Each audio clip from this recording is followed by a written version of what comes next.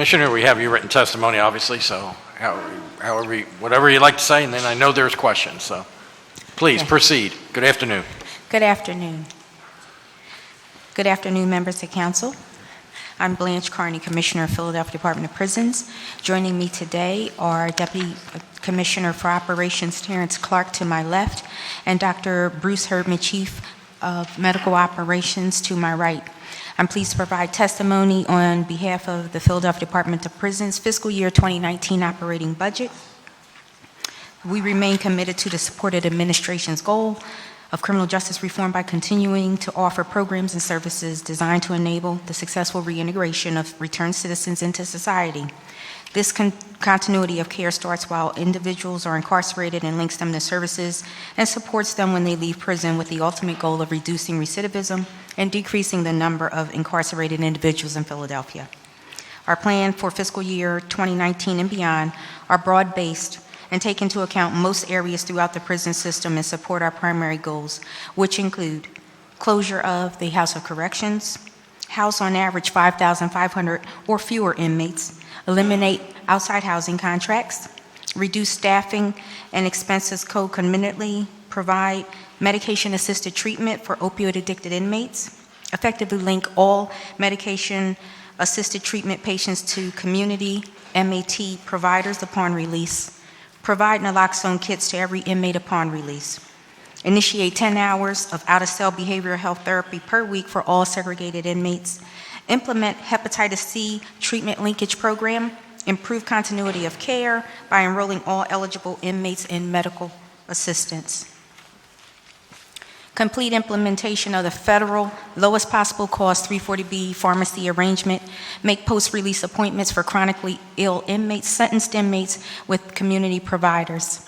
Implement the Chronos time and attendance system at CFCF Coronfamo Correctional Facility as a pilot project beginning July 1, 2018, and to expand the system to other prison facilities to the end of fiscal year. This will eliminate the existing antiquated and inefficient clock time punching system and provide a more efficient, automated, comprehensive time entry and reporting system to monitor staffing levels and overtime. Inventory management system, we will begin the implementation of the system on July 1, 2018. This will replace the outdated system that was established over 20 years ago and can no longer be supported. The system will provide state-of-the-art inventory management so warehouse inventory may be reduced, and it will also allow for barcode scanning and integration of the maintenance unit's prison work order system. PDP will continue to provide correctional staff with professional development and continuing education opportunities whenever possible. This will allow PDP to maintain the highest level of professionalism amongst its correctional staff, ensuring that all persons treat inmates with respect and dignity while following all personal safety protocols. The following reinvestments in medical care are being paid for from savings generated by census declines and by operating efficiency initiatives such as a paperless medical record system. The conversion of nearly 20 medical record clerks to medical assistance enrollment specialists. $60,000 in laboratory costs to support Hep C linkage program. Part C change Philadelphia's plan to eliminate HCV among people who inject drugs. $500,000 for acquisition of buprenorphine for medication-assisted treatment. $1.4 million for out-of-cell therapy, a pilot for the female and youthful offender to expand to all facilities. $1.5 million for staffing costs to create a behavioral health transition unit at the Coronfamo Correctional Facility in response to increased behavioral health illness burden at that facility. And $7.6 million dedicated to MacArthur and criminal justice initiatives focused on diversion, treatment, and reentry to keep driving down the population. And I'd also like to acknowledge Councilman Dom, my appreciation to Councilman Dom's support, and that he will provide seed funding to support a wonderful new program that we are initiating at the PDP to learn computer coding. Computer coding is one of the fastest growing fields and jobs are in high demand. This funding will provide support to our inmate population. We hope that by taking part of this seed funding, we will be able to offer educational programming that will give the inmate population the skills they need to survive for a very bright future in the field. Thank you, and I will take questions. Okay, thank you, Commissioner. Let me just start with a couple of questions I know the Council President have. You referenced the House of Corrections closing and the substantial decrease in the prison population. Could you talk a little bit about the cost savings and maybe as far as, I think the budget moves from 256 million, 245 million, and with the closing, as I said, with the closing of the House of Corrections, could there be possibly more savings in your budget? So, at this time, as the population continues to decrease, we will be analyzing additional decrease in the budget. At this time, we're looking to reinvest in the initiatives that brought the population thus far. So as we can continue to reduce, we'll look for cost savings and then to look to reinvest. Now, are there cost savings, say, in health and food contracts, since there's less inmates? You know, it would seem less population, less cost. Do you know? Okay. So the cost savings for the food, although the census has declined, cost per meal has increased due to the nutritional compliance. In 2017, we served over 5 million meals for inmates and over 150,000 meals for staff. PDP is meeting the raised nutritional standards in accordance with the mayoral executive order. In fiscal year 18, the inmate meal cost is now $1.88, and that's up from $1.51 per meal in fiscal year 17, which is an increase of 37 cents per meal. The PDP were mandated to provide meals to correctional staff per the labor award. In fiscal year 18, the staff cost meal was $2.11, up from $1.99 in fiscal year 17, with an increase of 12 cents per meal. As the standards have improved, a greater number of employees are utilizing this benefit, and savings from closing a facility will offset the rising cost. So it is to meet the nutritional compliance guidelines, and we'll take questions regarding the health care. Okay, thank you. Please identify yourself. I'm Bruce Herdman, Chief of Medical Operations for the prisons. The background for this, of course, is that this is a very sick population, probably an illness burden 3 times greater than you would expect for a population of age 33. 3 times the HIV rate, 3 times the STD rate, 40% are medicated for behavioral health conditions. So there are savings. There are marginal cost savings, which is when you don't have 100 inmates, you aren't buying pharmacy, laboratory, and so forth. There are efficiencies that we've gained through changing the way we manage. The Commissioner mentioned the electronic medical record, which has freed up a number of medical records clerks to do other functions, such as enrolling people in medical assistance. And then there are fixed cost savings in the future when there's a closure of additional housing units.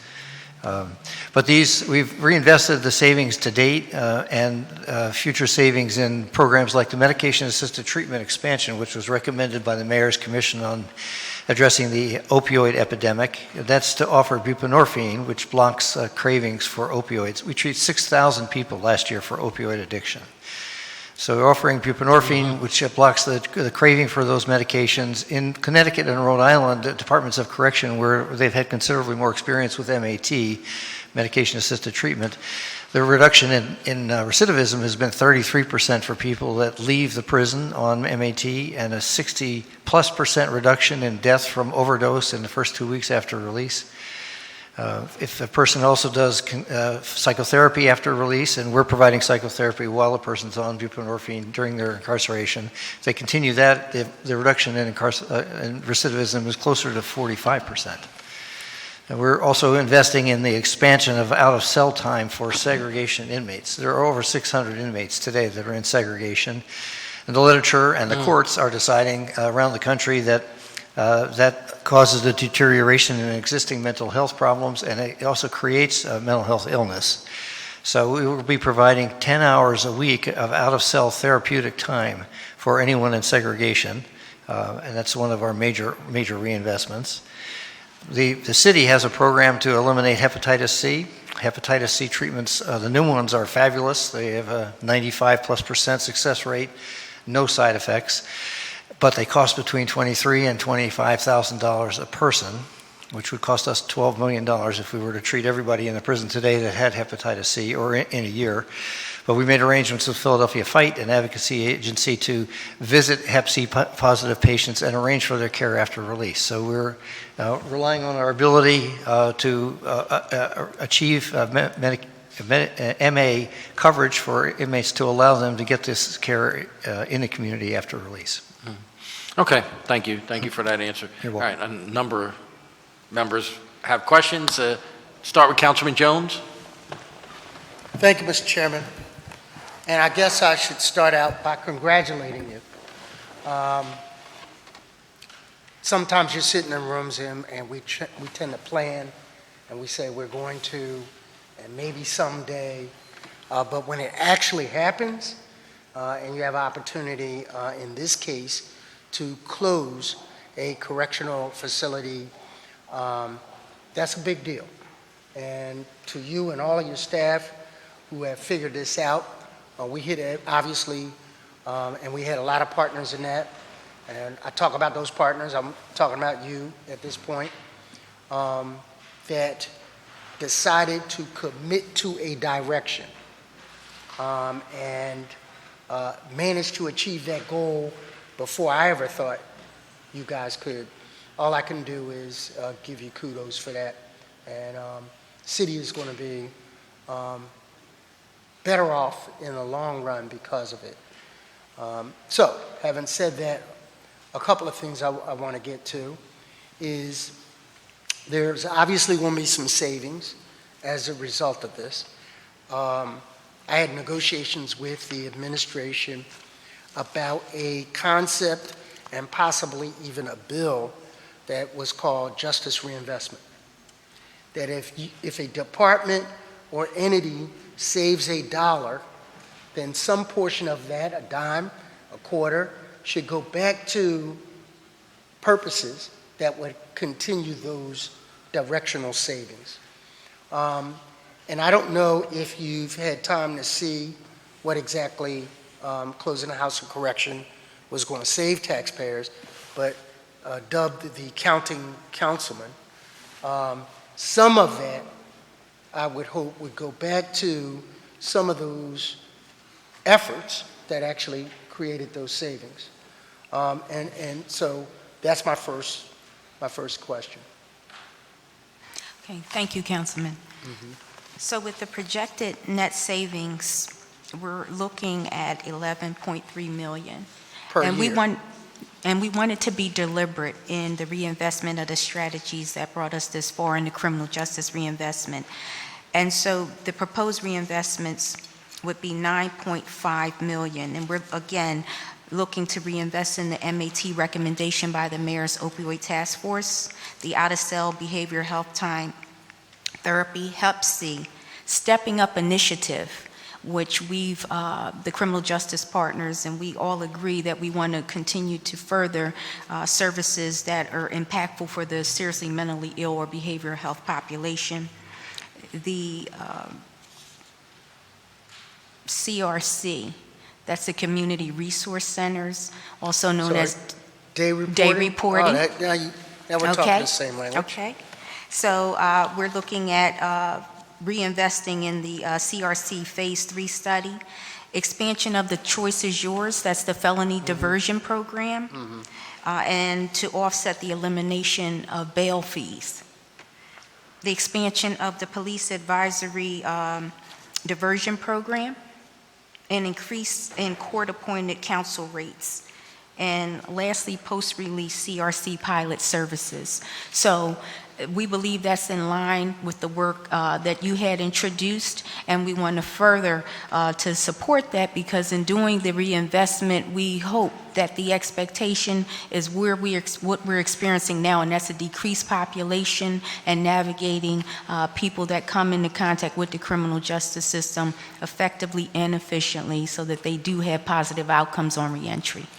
A lot of those efforts, Keir Gray coining them as pre-entry, to keep people from ever having to go through that system, and investing in those things. And so I know My colleague, Councilman Don, probably has some alternative suggestions, but I just want to on a record say I support that kind of thing.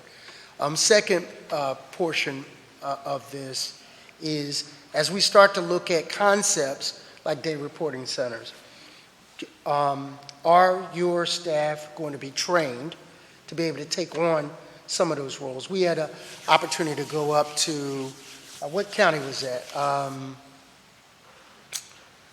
I can't hear you. Luzerne County, thank you so much, where they had those concepts of day reporting centers. And one of the things, by way of two things that were glaring. One, that the participants in that preferred, many of them stated for the first time they had restrictions, but it was structured in a way that the corrections to their behavior, the corrections to some of their acts felt like a stern parent. Stern as in guiding hand, but with love. It wasn't, oppressive. And that was the first thing. The second thing that I noticed in there was that those people that were providing that guidance were, if a social worker and a corrections officer had a baby, it would be that job description. They understood that they weren't going to take any nonsense, but they also were trying to guide people in the right way with a guiding hand. So are there plans for some of that kind of cross-training within your staff because of the availability of positions because of closing of the House of Corrections? Yes, Councilman, there is, in the planning, part of that is restorative justice. And restorative justice is really meeting individuals where they are, not doing boilerplate treatment plans, but really identifying skills and strengths to help people buy in to their own recovery and reentry. The restorative justice model also lends to not being punitive, but helping folks to identify what resources they are in need of, how best they can partner with the worker in that environment, and not have it appear that they're still under the prison. And that's part of the work that we're planning to implement with these initiatives. Their bits and pieces can be found in Washington, D.C., where they have no cash bail, but everyone who is released has restrictions and guidelines to keep them in a free state. So I want to segue a little bit and ask about the mental health aspect of it. It's my understanding that there was some money added to Norristown's budget. Are we finding inmates that would normally be housed on State Road being transferred up there? And what is the bid count of that? Okay. And we have had some preliminary increase, not by a lot, but a marginal increase in the number of seriously mentally ill inmates in our custody determined for competency sent to Norristown. And I'm going to turn it over to Dr. Herdman. Thank you, Commissioner. Councilman, the number that was on the list prior to the expansion of the bed capacity at Norristown was 120. It's down to around 90. So it's only reduced our census by 30. So should we look forward to some relief from them, or is that? I think the 30 is about the amount of relief we're going to get at this point. Okay. What is the average length of stay now up at your facilities? The average length of stay is 105.3 overall. For the female population, it's 57.9, and for the male population, it's 114.3 days. So is that increased, decreased, based on the MacArthur, and so how's it been impacted? That's a decrease. Just this time So last what was it? It was 122 days last year. And that's a savings. So I have this argument with many people about how much does it cost per day to keep an inmate on State Road? What is the true number in your opinion? So the true number that we're seeing right now is $166 Well, that's more than what I've quoted, and so that's significant if you cut down the average length of stay at $160 a day, that's a significant savings to the taxpayers, correct? Correct. I'm gonna let and give time to the counting councilman. How about that timing? Mr. Chair? Thank you. Councilman Don. Thank you. Thank you, Mr. Chairman, and good afternoon. First, I just want to say that Commissioner Carney and your staff, I think you're doing a good job. I took a tour on December 28th. We were there for like 6 hours. You gave us a great tour of everything that's going on State Road. My only issues are with the amount of savings we're receiving. I think the MacArthur grant's great. I think we've done a phenomenal job of reducing our population. But my issues have to do with the percentage of the savings based on the population reduction. So I had a couple of questions I just wanted to clarify. Last Friday, we had a meeting on the potential savings, but I think in the meeting I want to verify the number of employees in the prison budget that we're proposing for 19. Do you have that number, or what the number of we're proposing? 2325. Okay. And do you know what it was 2 years ago? It was 2324. We're not asking for a decrease. Same. It's been the same.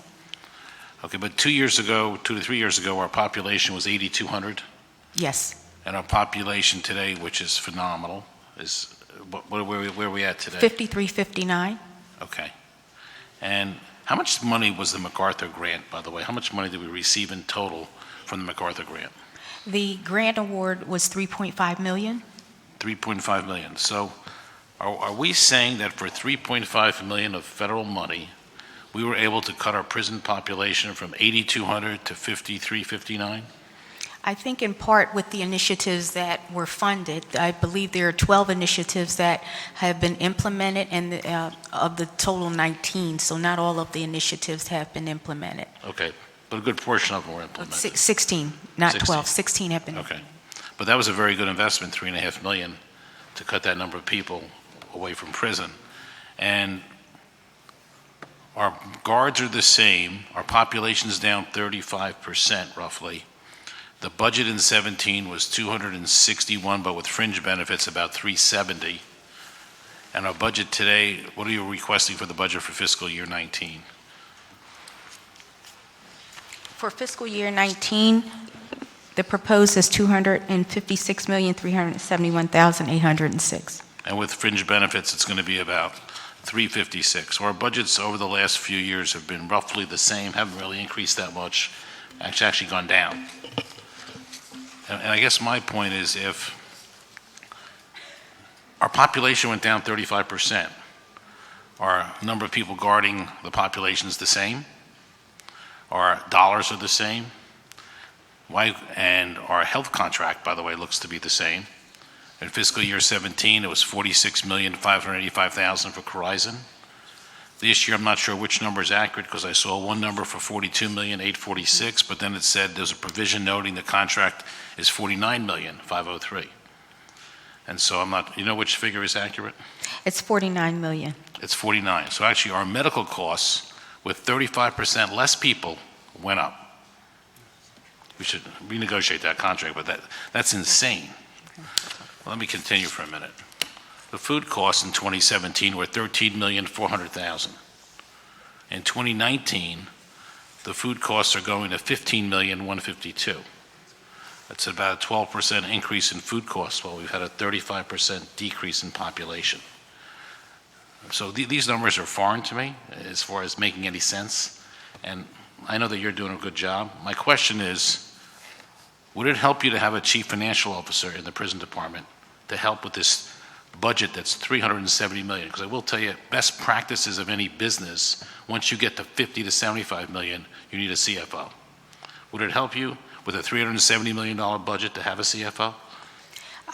Not at this time, Councilman Don. With all due respect, I believe we have our fiscal administrative officer who closely monitors the budget, looks for reductions, and how we can cut costs. So at this time, I believe it's appropriately staffed.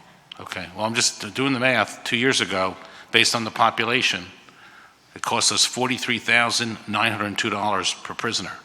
And today it's costing us $66,651. So in 2 years, we've gone up 51%. But you don't think we need someone who specializes in prison finance to help us with that? Because that's a 50% increase in 2 years.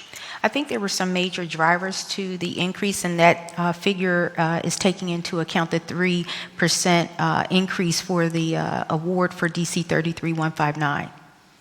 But that's 3%. That's not That's right. what's driving this number. And I think the other major drivers that attributed to our costs were the overtime drivers for 2017 and 2018. So in 2017, we had $24 million in overtime drivers that were driven by 23% in sick leave usage, 29% family medical, 12% medical related, 15% for open wards, and 21% for other staffing security posts that we needed to fund. As of 3/28/18, our overtime drivers for 2018 were at 23% for sick, 29% for FML, 12% for medical, 17% for open wards, and 19% for the same reason staffing those additional security posts. And that's at $19.3 million. But in the budget you presented, the salaries, the number of guards are the same. The salaries are similar. The overtime is only going down from $30 million in overtime to $20 million or $19 million in overtime, okay? And yet we have 1/3 less or more of the population, and probably we're going to be heading even lower, which is good. And so I really don't, look, we can agree to disagree, okay, which I think that's where we are right now. But I think we need financial help in this area to cut this budget down. I cannot accept that a reduction of 35% in the population can't produce somewhere in the range of 15% savings. And when you look at the savings, that's not a small amount of money. 15% on 370, if you take the $50 million off that's pension liability, and you operate based on $320 million, it's $48 million a year, and over 5 years, it's $240 million we could save here. And the reason why I'm very strong about this now is because we're asking the people of this city to not only pay increases in their assessments, but there's talk of increasing their tax rate on top of that. So we need to look at areas like this where we've done a good job, and I think it's a great job. All I'm asking for is the same great job in cutting down the budget of the prison department. That's really my request. Councilman, we will do our best to look at all funding resources and reduce where we can. We will continue to be diligent in looking at that. Do me a favor. I want you to think about, I will say this, most business owners wait too long to hire a CFO. It's probably the most important position in any company, the most, because they're the ones who are going to control the dollars. I would just like you to reconsider your thought process, that if you need financial help in any way, reach out, and we'll support you in any way we can, because you're talking about a lot of money. In many ways, one of the symptomatic problems of the government is that we need CFOs in more and more departments because there's so much money involved. And we need to watch the money a lot closer than we have been. And that's been evidenced by what's been going on over the last few weeks. So it's going to be not just for your department, for other departments, we need more people watching the finances before we ask the residents to pay more taxes. So thank you very much for your testimony. Understood. Thank you. Thank you, Mr. Chairman. Thank you, Councilman. Councilwoman Bass, please. Thank you, Mr. Chairman. I cannot agree with the Councilman Moore that, lost my page, that we really should be seeing some savings from the Department of Prisons. And I just can't understand why, if the prison population is going down, why we're not seeing some of the savings that we should be seeing. Because we understand that there are some fixed costs that can't be addressed, but there are other costs that, again, we should be seeing some kind of savings somewhere along the line, I believe. And, if we were a business, we'd be out of business operating in this way. There's no reason that we should be continuing on in this fashion. So, I heard what you said to the councilman, and I didn't really get a clear answer out of it, but I'm hopeful that we'll be able to find some savings or work with you all if we can to figure out a way to bring down the cost, especially if we're closing the House of Correction. And that's one of the questions that I had, which was that the population of the House of Correction is, well, appears to me to be relatively small based on what the capacity of the building is. And so I'm wondering why are we closing in 2020 or 2021, whatever the plan is? Why can't we do that sooner? So we operate 6 major facilities, and those facilities are designed to hold a particularly custody level. So inmates are assigned and housed at those 6 facilities based Right. on custody level, so we Yes. cannot commingle. And the space, so we're deliberately reducing our outside housing contract and bringing appropriate custody inmates back inside. With the depopulation of the House of Correction, that has to be deliberate and safely. Of course. So we're looking at all available space, and as we started the depopulation in February, we've continued to depopulate deliberately and safely. Okay. And when we're able to reach that point, so we wanted to allow for not just to make a knee-jerk reaction, take people out, house them, but we're looking at not only the inmate housing being the component, but the staffing transfers as well. Sure.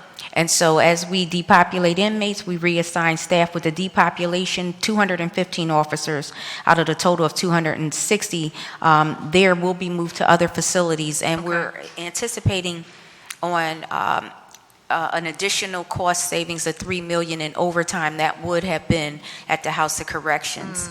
With the transfer of those 215 officers, we're anticipating a $5.16 million decrease in overtime in the other facilities. So that's some of the additional cost Okay. savings that we hope to expect. Okay. And for the first time, we are now going to have and create a unit of 45 officers dedicated solely to cover open wards and clinic trips. Those were major drivers of the prison's What are overtime. open wards? You said open wards. Yes, open What is it? wards are when their medical care or behavioral health care is more that we can provide on campus. Okay. So customarily and historically, what we would do with the 2 officer to 1 inmate ratio, anytime we take an open ward or an inmate to a hospital or a specialist or for behavioral health, that's 2 officers per 1 inmate I see. coming out of the facilities, see. which further impacts staffing and operations on the facility. So for the first time, we're looking to deliberately think through how we can save additional money. So instead Okay. of saying unfunded overtime, we can now fund that with straight-time employees versus overtime. And this 45 unit of officers will hopefully yield us the $1.8 million in overtime costs. Okay. And so with the deployment of those officers, and now because the inmate population is going down, House of Corrections will be closing, we're going to use those 45 officers now to control and fund versus overtime. Okay, that makes sense. That makes sense. But just going back to the original question, I still think that it's taken a long time to close. And it seems like it could be done sooner, maybe not, not immediately. I don't think anybody has an expectation that it will be done within the next 6 weeks, but certainly 6 months, it seems reasonable, or 12 months seems reasonable. But it seems like it's just, taking longer than is necessary. Well, we were clear and deliberate with the February, and we'll continue. We may reach the goal sooner rather than, before 2020. So you are trying to work towards that? Yes, we are. Oh, great. We're working diligently towards that. Okay. The other question I had is, and I know that, I think when it was originally announced that the House of Corrections would be closing, the thought was that, in my mind at least, it would close and it would be demolished and it would be no more. Because we've heard so much about the conditions that it is uninhabitable at that facility. And you think otherwise? Well, we're going to fully depopulate, and we're going to close House of Corrections. Okay. I was asking him because he was making a face here. I was just wanted to. Oh, okay. Did he want to weigh in on that, or am I wrong? Is it not in that terrible condition that we seem to think that it has been? Well, we for a don't long want time? to, we have no intention. Sir, just of- state your name for the record. My name is Terrence Clark. I'm the Deputy Thank you. Commissioner of Operations for the prisons. We have no intentions of housing any population in the House of Corrections once it's closed. However, it does sit in the heart of our campus, and we do need to maintain the building, and it has infrastructure beneath it that we need to maintain as well. I hear you, but I can only imagine the cost of maintaining that space and that infrastructure would probably be, It's less than demolition. okay, it would be less than demolition, Yes, but ma'am. is it enough that, in terms of operation, would it be the most efficient way to operate, knowing that, or assuming that this particular facility would be connected to the other facilities in the area and that there would be, it's a base of operations.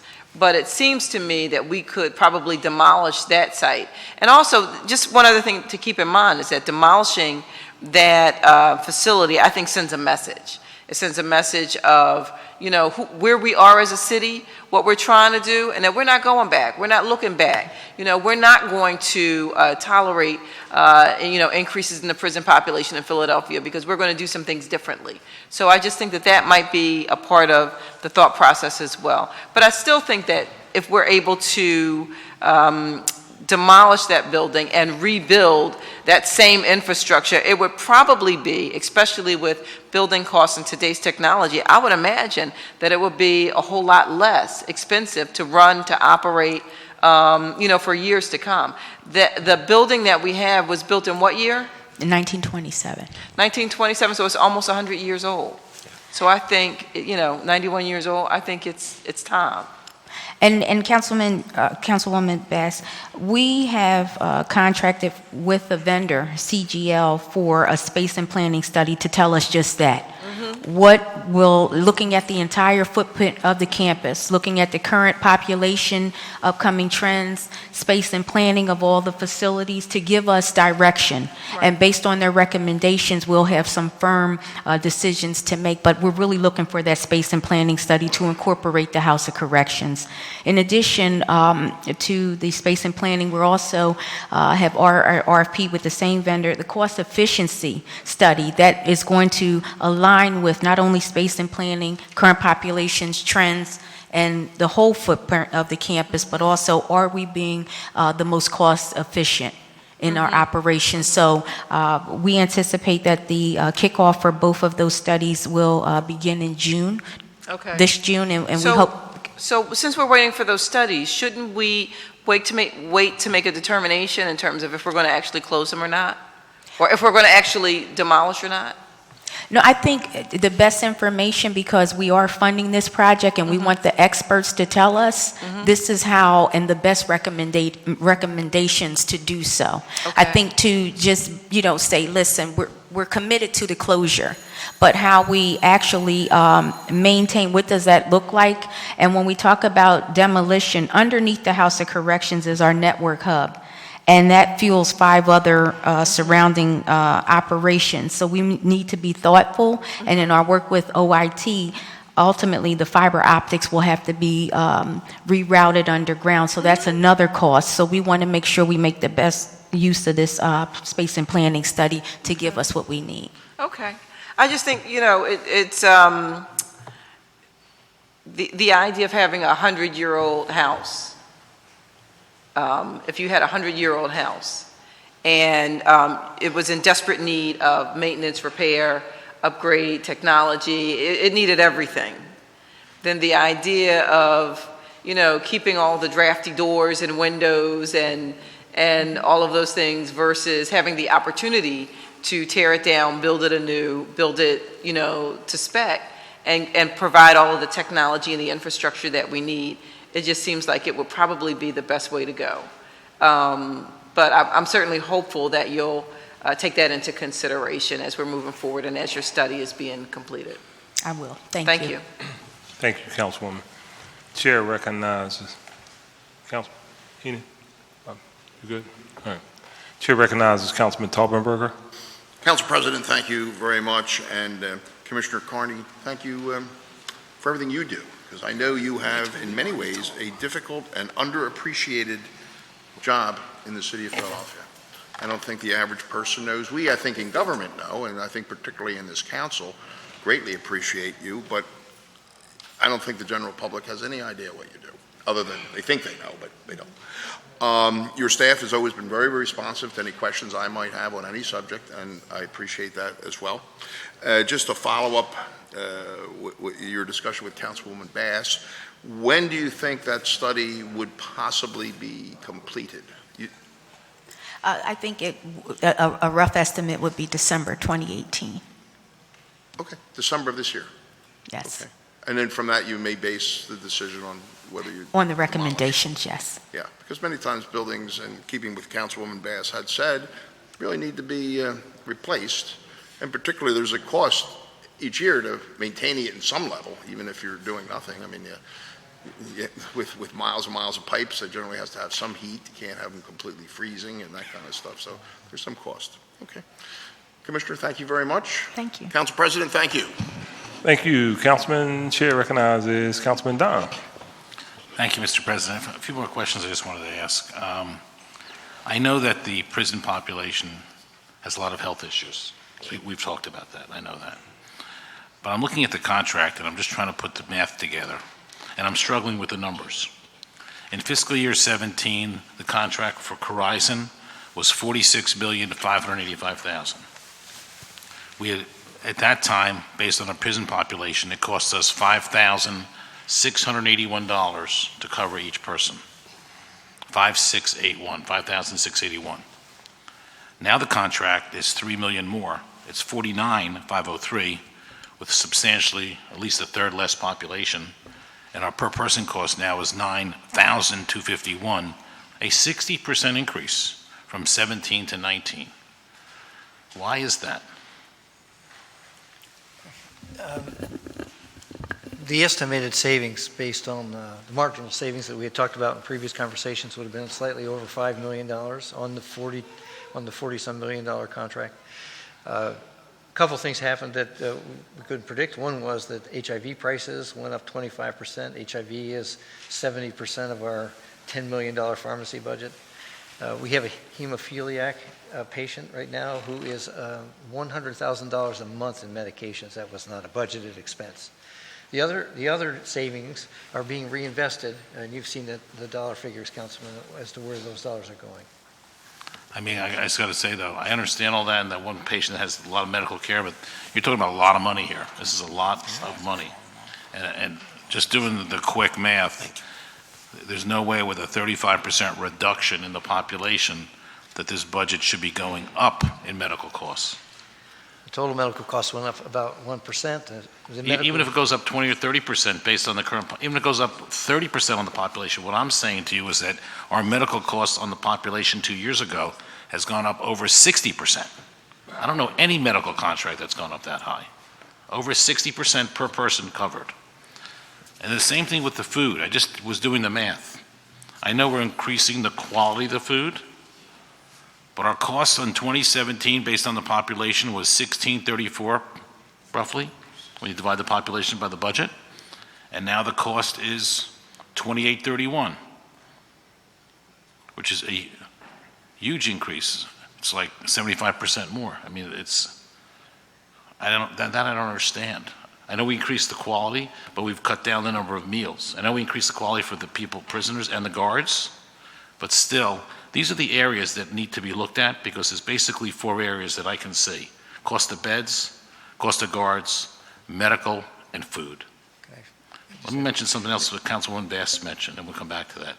Do you know that? Councilman, can I just add something? The issue that you have with medical costs and is the same, and not decreasing as much as any of us would like, is that unless you decrease the staff substantially, you're not going to have big savings. So far, we have not decreased the staff. We've only got marginal savings, which are you're not buying medications, you're not buying But let me ask you a question. If you have a third less people to service is there an opportunity to decrease some of the staff? There I'm not will asking be. for, I'm not asking for 35%, I'm asking for 15. There will be, as I mentioned when we last talked. But maybe, as Councilwoman Bass said, we need to do things quicker, because this has been going on for a while, and we need to show these savings. Let me ask the overall question. The overall question is why we're not saving 15% of this whole budget. But on the cost of operating the House of Corrections, what is the annual cost to operate the House of Corrections?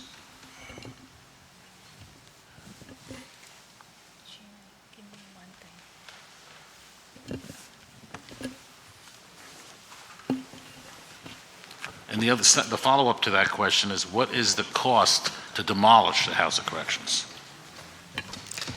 So the rough estimate for the cost to demolish House of Corrections, we're looking between $7 to $8 million. And that's a roughly conservative estimate. And what is the annual cost to operate it? Excuse me. First of all, I want to clarify one thing as far as a statement that was made earlier. And my name is Jerry Buck, Administrative Services Director, and we are cutting the budget for food by $1.9 million. So Okay. we are doing that. So it's not going to be 15.1. Where's it going to be then? 15.1 less 1.9, talking about 13.1, 13.2, roughly. Yeah. So it'll be pretty close to what it was 2 years ago when we had 35% more people. Right. Now, as far as the breakout for Hawk, in Class 100, we're talking 16 million, not including fringes. Tell me that again, I missed what you For said. the House of Correction, Right. the cost for labor is 16 million. No, I'm not talking about the labor, I'm talking about what is the cost to keep it open?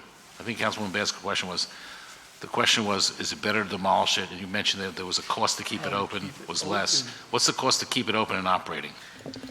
So the question has to be a little more clear, right?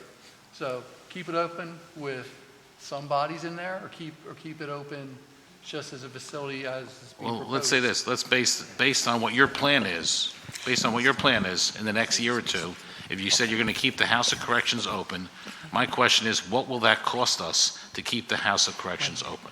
So if we fully depopulate and close House of Corrections, remove all the inmates from there, we will have a team of staff from other facilities touring for security purposes. So there will not be a dedicated staffing cost assigned to House of Corrections. They're going to be carried on one of the 5 other facilities staffing complement.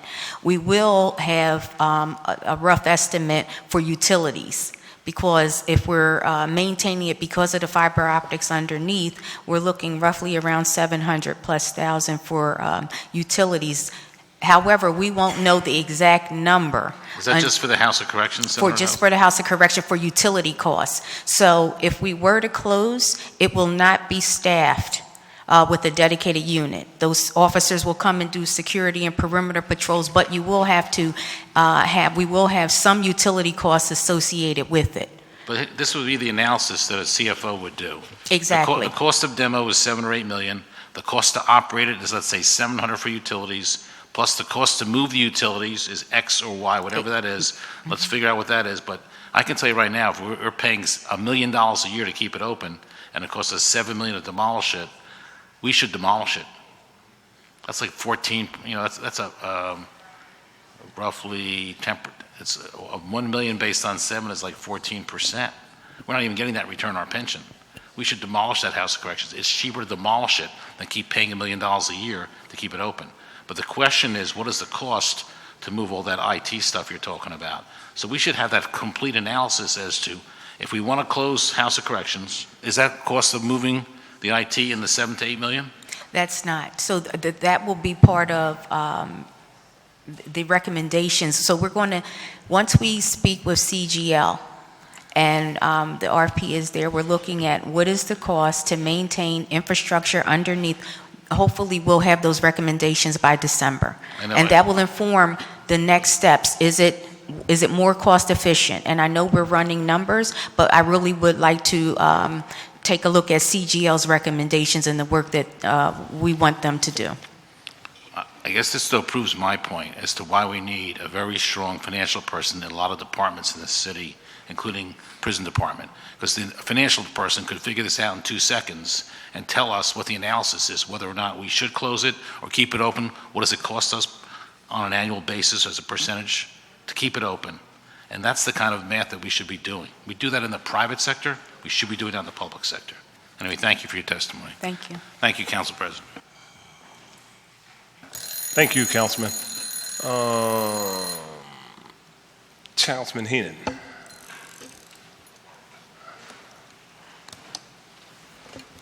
Good. You good? I'll yield my time to Cindy for a You? second. Okay. Chair recognizes Councilwoman Bass. Thank you, Councilman. Well, let me just pick up where Councilman Tom left off, because the more I'm hearing, the more alarmed I'm becoming in terms of, keeping this building open, or not open, but you know what I mean, keeping it activated.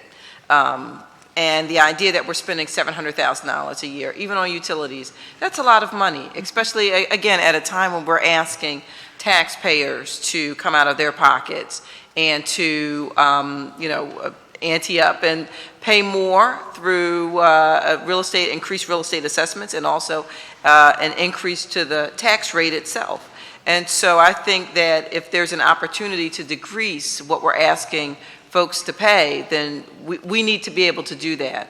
And so the more we talk about, the number one, the condition of the building, and number two, the opportunity to provide a similar structure, but that does not have the issues associated with the House of Correction in terms of the age, the condition, the lack of maintenance over the years. I really think that that's something we need to do, and we should be looking at someone who is an expert to give us some guidance on that, to tell us, okay, if we spend, $700,000 a year on utilities, there probably are some other assorted costs that might be associated with keeping the building open that we're just not thinking about, but that someone who is an expert in the field could probably look at. And they could also look at, if we were able to demolish this building, what the cost would be when you look at demolition, when you look at the rebuild of the facility, and when you look at building a facility that houses the infrastructure, what that cost would be. And it might be significantly less, it might not be significantly less, but right now we don't have any idea. We're just kind of guessing. And I don't think that we should be guessing when we're spending taxpayer dollars. So I'd really like for prisons to continue to have that conversation about having a financial expert that could really be helpful in helping us sort all of this out.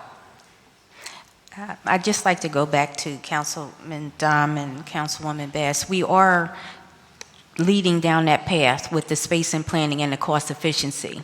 This is an expert in the field that has a criminal justice and prison construction experience. Okay. And there's no objection from me on whether to demolish or not, but I really want that study to inform us of the best pathway forward with the associated costs for whatever decisions are made. So I don't want you to be under the impression that I'm not open to that, but I really want the space and planning and the cost efficiency expert to tell us that. Right. And that way, that will give us the decision, the next steps that we have to take. So I'm not looking to carry this out indefinitely, but really to have that subject matter expert do a thorough evaluation of the campus where we can save, where we can redevelop space. And if it is proven that the most cost-efficient way is demolition, we're open to that because we want to be good stewards of the taxpayer dollars. We really do. Absolutely. Who is the expert that's going to be doing this report? CGL, CGL Companies, LLC. And how were they selected, do you know? There was an RFP process. RFP process? Yes. Okay. And that's in partnership with our Capital Projects Office. When was that done? Because we just recently announced that we were closing the House of Corrections. That was in the works in 2017. So what was the scope that we asked CGL to do? Because we hadn't made this announcement in 2017. It was just a couple of weeks ago. Well, it was just awarded in 2018, but the work began in 2017. So the scope of the CGL Space and Planning is to look at the infrastructure, the facilities of the entire campus. Make an evaluation, not just for the facilities, excuse me, thank you. The study is to evaluate space opportunities for facility accommodation for maximum security housing based on the inmate population. That's current and projected, vocational training, supportive services that prepare reentry to the community. The study will also include a plan for emergency housing, site perimeter plan, as well as traffic and parking study. And that's our footprint for the entire campus. So it's not just the facilities, it's the roadways, it's the pedestrian traffic on our campus. Okay. And the cost efficiency is going to look at the cost efficiencies in healthcare services, contracted services, facility utilization, staff deployment, organizational structure, and overtime management. Okay, it's a lot that they're doing, but I guess I'm not hearing that they're doing the work that that I'm speaking about in terms of looking at the, demolition of this building and the restructuring of the infrastructure and what the cost analysis will be, which would be better. It sounds like they're doing a whole lot of other stuff that doesn't really fit for the House of Corrections right now, since we're planning to close it. So in our preliminary findings on demolition, we've already looked into what the demolition cost would be. And that's a rough estimate. So we still have to get numbers on what the actual cost for demolition will be, whether that'll tie into the CGL or right now we just had a rough estimate from L&I. And so we really do need to have that conversation with CGL about what our expectation is for the House of Correction. Okay. And it is closure by 2020 or sooner.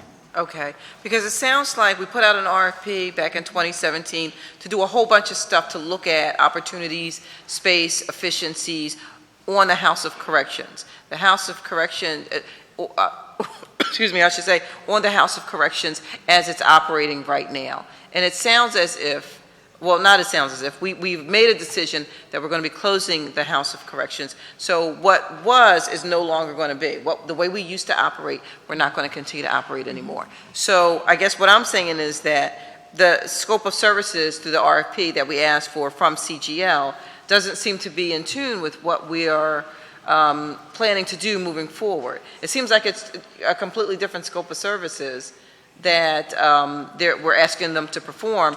And I guess I'm wondering now, is that scope even, to me, it doesn't seem like it's necessary.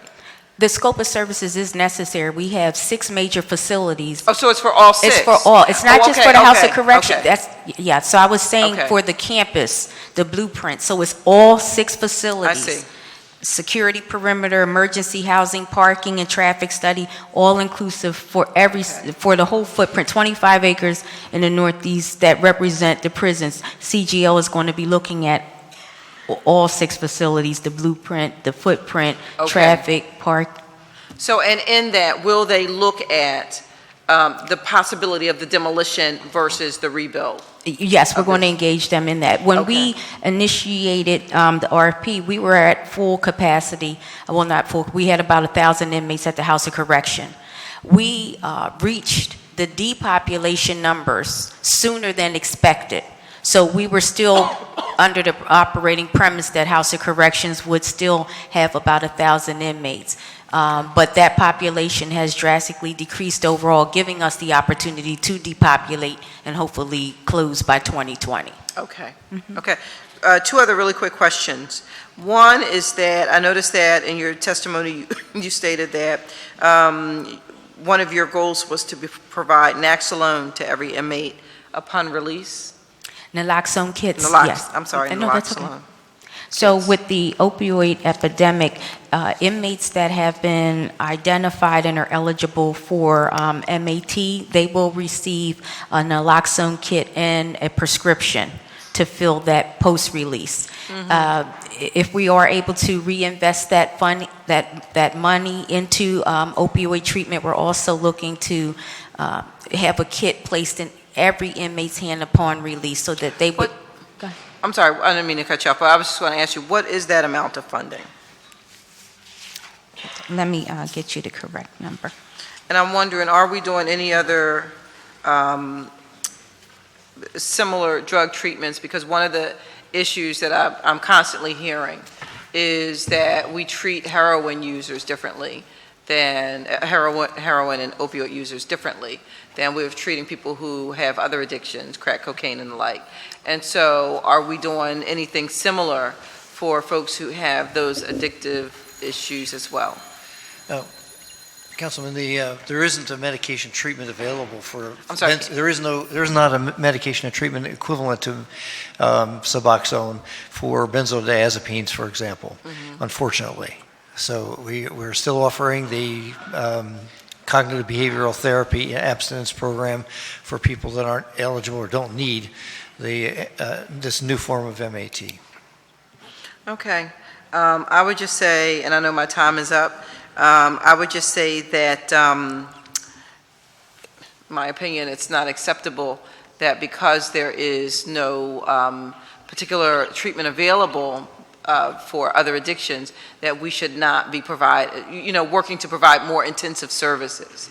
We do provide treatment services. Okay. They're just not medication treatment services because Okay. there are no medications Okay. available.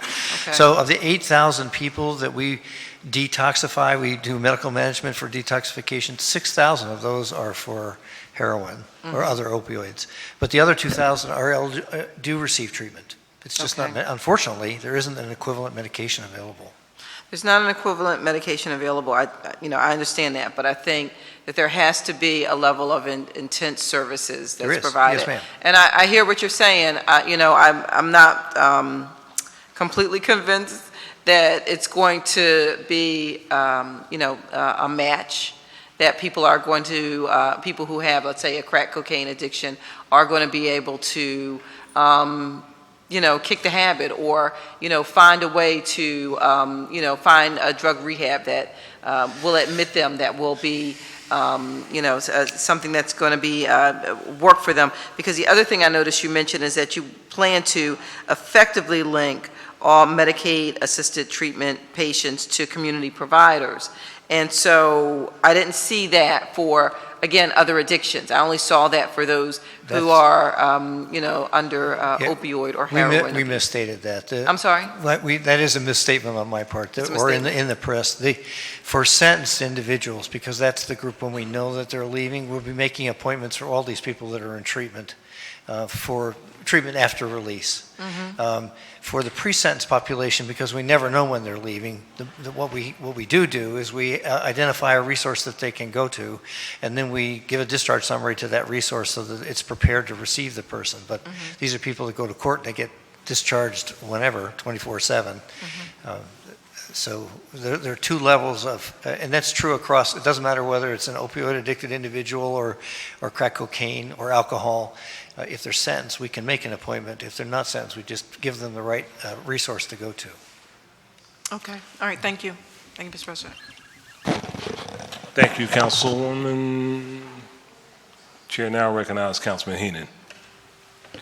Thank you, Mr. President, Chairman. Thank you for your testimony. I know you're actually here, I think, in charge in your leadership at the right time. When a lot of criminal justice partners are coming together, to really make significant change here in the city of Philadelphia. Conversation's great. I love it. I like, talking about what are we doing, where we're going, how much is it going to cost, how can we adapt. I see you're adapting with MAT. You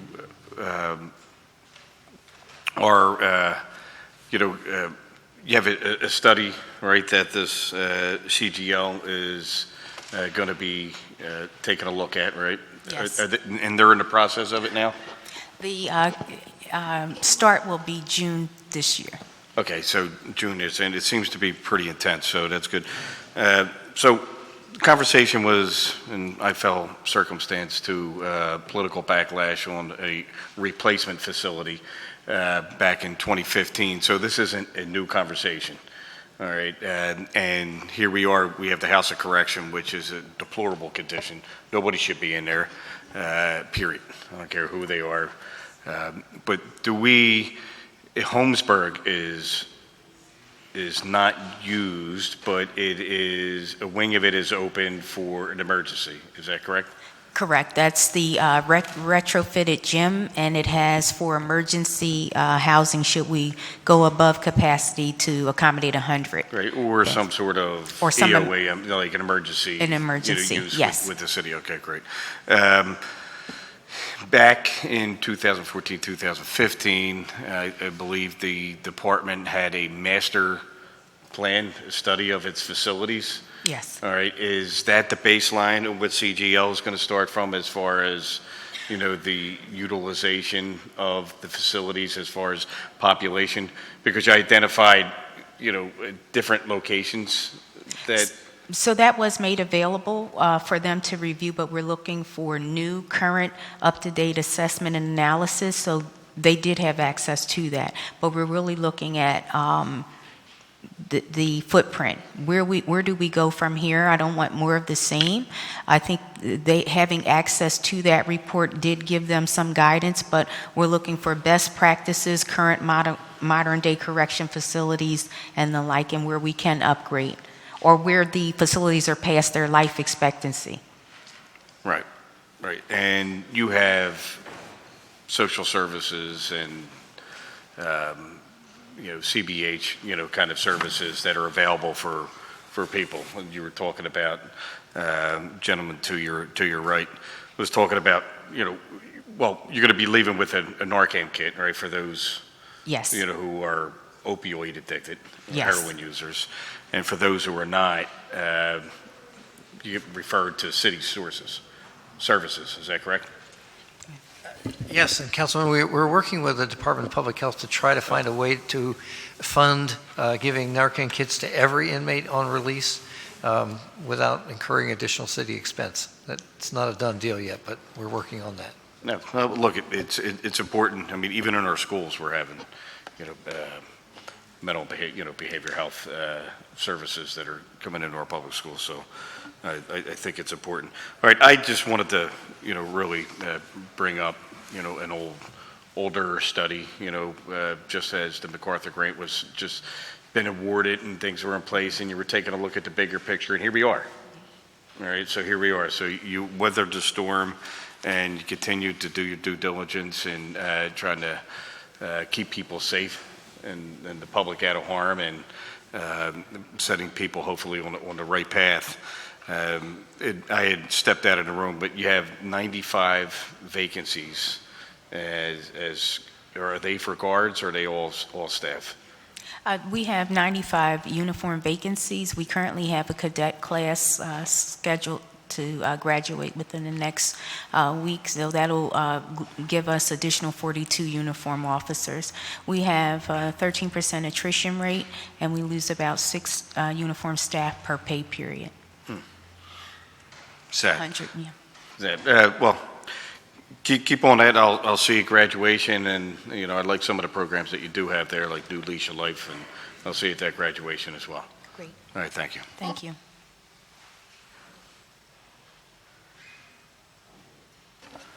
Thank you, Councilman. Chair recognizes Councilman Dom. Thank you, Council President. I have a couple of quick questions. And everyone here, I think, loves the MacArthur grant, by the way, and the results of it. And I understand the MacArthur grant was $3.5 million. Was that over the last 2 years, basically? We're in the second year. Second year. And the results of that is we dropped the population 35%. And I see below in your budget, you're requesting twice the MacArthur grant, a little more than twice, $7.6 million. And what is the goal of that as far as prison population? The goal is to reinvest into the initiatives that brought us this far with the reduction. I think the best course of action for our reinvestment is that sustainability across time, that we don't end up in the pre-MacArthur census numbers. And so to reinvest in those initiatives that have gotten us to this point, and we hope a further decrease, is the best investment. So it was $3.5 million to get us to this point, but it's twice the cost to maintain it? You're talking about sustainability and capacity, and Julie Wertheimer's coming to join us. We have the Chief of Staff of the Offices of Criminal Justice coming up. That's a good thing. Yes.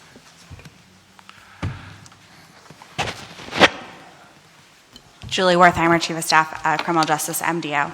So to answer your question, Councilman, I think the investments that we're proposing with the projected savings from closing the house, from depopulating the house in 2019, some of those are directly related to sustainability of initiatives that we funded as a pilot under the grant, and that we're hoping to scale up to not only sustain the impact, but expand the impact. I think other things that were mentioned by the Commissioner are offsets or administrative costs or lost revenues because of broad sweeping policy changes that are being or are anticipated to be made. As mentioned, one of the biggest ticket items in that 7.6 investment is almost $3 million from the anticipation of not having the revenue from cash bail anymore as we move as a system away from cash bail entirely. In terms of what these initiatives are going to do to the population, we're still working on running those numbers. Are you saying that we're going to have additional, which is fine, $3 million a year expense for non-cash bail? We're going to have, we're projecting that there might be almost $3 million in lost revenue that we need to make up. Okay. And then the other question I have is, and thank you, regarding Holmesburg Prison. Does that Holmesburg Prison, any idea what that cost us per year to keep open? I can review the numbers and get back to you. I want to provide you with current information. Okay. And I wanted to clarify something, that Brian Abernathy's here, our first Deputy Managing Director. But back, I guess, maybe it was a year ago or a little less than a year ago, I was sounding off about the prison costs, and I met with the Brian Abernathy, our Deputy Managing Director, First Deputy, and they agreed, Councilwoman Bass, to do a study. I kept saying, why are we not saving money? And they authorized a study for the prisons to determine best practices, potential savings, kind of an overview of the whole thing to see where we are. And I think that's the study that is being done now. I don't think it was just on House of Corrections, it was on the whole system, basically, and how we can make it more efficient, more effective. And I think that was back in August when we met. Correct. Yeah. Okay. Thank you very much for your testimony today. Thank you, Council President. Thank you, Councilman. Chair recognizes Councilwoman Bass. Thank you, Mr. President. You're welcome. And one last set of questions for you, just going back to CGL, which is doing the study. Can you give us an idea what the cost of that contract was? What was it awarded at? So the space and planning study was $599,250. That was for the space and planning. And for the cost efficiency, I have that right here. Give me one.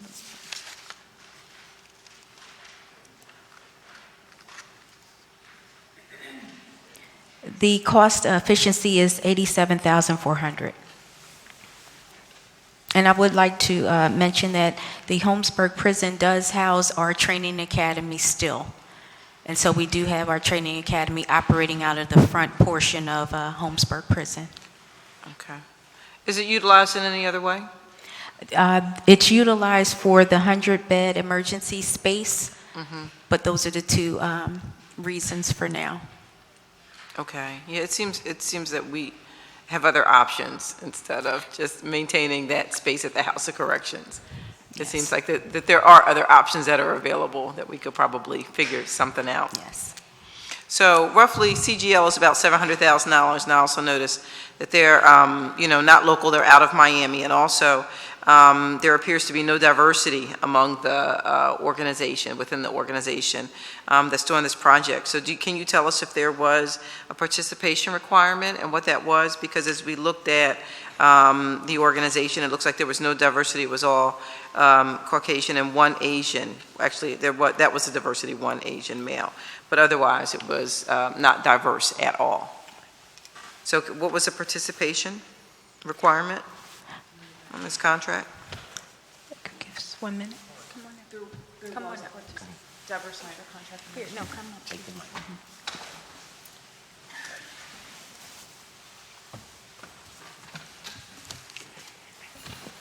There was participation, but right You're off... speaking to the mic. Oh, excuse me, I'm sorry. Your position. Deborah Snyder, Contract Administrator. We did request participation, Councilman Bass, but I don't have those numbers right now, but I'd be more than happy to get to them to you tomorrow. Oh, absolutely. We'd like to see what those numbers are. Sure, I'll give Yeah. you the exact numbers. Yeah, I mean, they're doing a significant amount of work for us, and the idea that, someone was selected that has, on the surface, it appears to me, does not have a real commitment to diversity.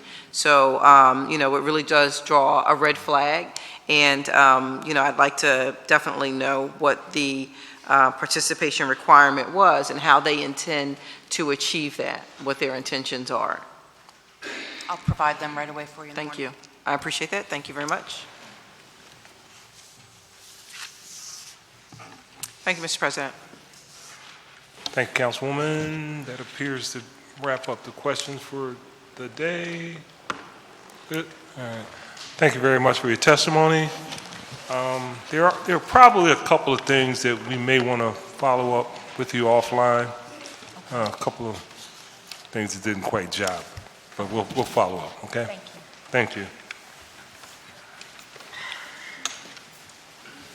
Committee will stand in recess until Wednesday, May 2nd, 2018 at 10 a.m., at which time we will reconvene in room 400. Thank you all very much.